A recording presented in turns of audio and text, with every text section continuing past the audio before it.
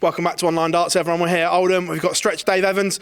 Dave, looking forward to that stage tonight? Absolutely. It's absolutely amazing. The atmosphere is brilliant there. Got just over 500 people in there, and they're all from Oldham, so they're all from up north, so they're all supporting the northern lads, I think. So, yeah. Been a difficult week for yourself. Obviously, the World Qualifier came so close, but just fell right at the end.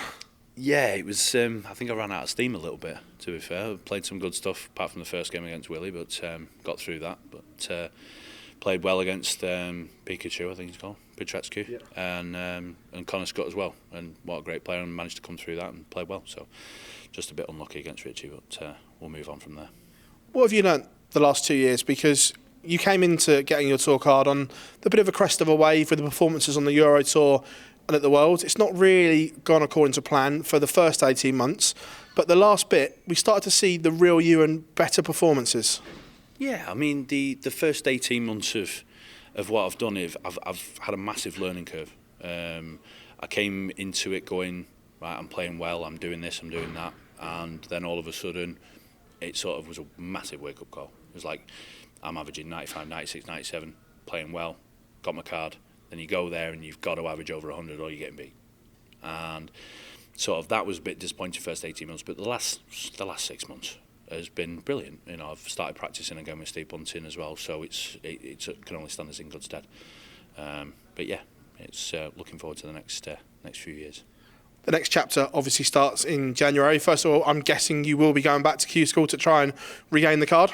Yes, I will be doing, yeah. Yeah, I will be doing. There's so much opportunity nowadays, apart from obviously Q School. There's so much on. There's the ADC, there's the Motor Super Series. But yeah, I think I'd be a bit daft not to do the Q School, but yeah, I will be there, definitely. Like you just said there, this is probably the best time as a player. If you haven't got a tour card as well, look, everyone wants to play among the elite, I understand that.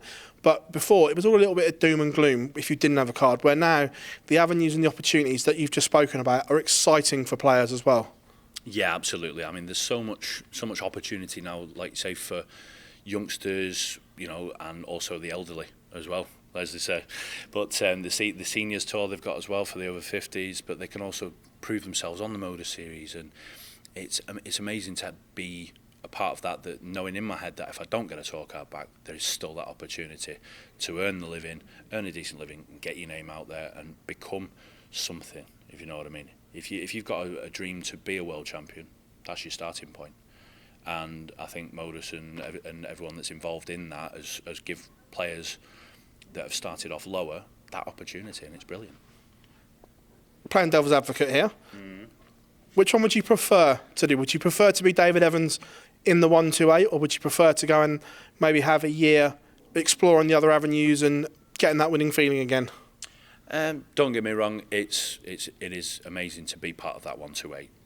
But if it didn't happen, it would be amazing to go back to where I was and start afresh, get that confidence back, start smashing it like I did during lockdown on the Modus Tour when I was part of the first lot that started it off, and be that person that everyone was afraid of. You know, get back there, get it sorted, and then maybe, 2024, you never know, I might get a tour card this year going back, but if not, 2024, that'll be me.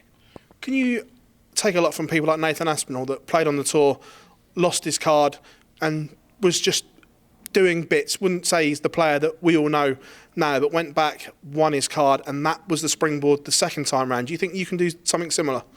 Yeah, I mean, it's one of those where everyone can have that ability in their head if they work on it. And Nathan's gone there, he's done that, he's lost his card, he's come back, and he's come back with a vengeance. With a lot of great family behind him, especially his granddad, Kirsty and his children. Amazing. As long as you've got the good backing, which I've got as well, good backing with decent family, great management, and I think, yeah, I will be doing that, definitely.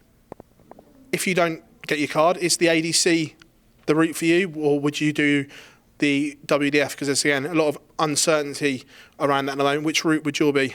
I think I'll be doing the ADC, to be fair. I don't see anything in the WDF, to be fair, at the moment.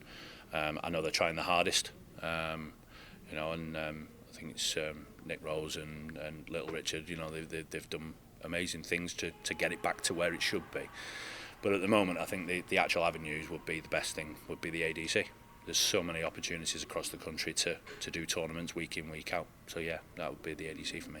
Dave, it's an absolute pleasure chatting to you always, and wish you all the very best at Q School. Thank you very much, mate. Cheers. Thanks.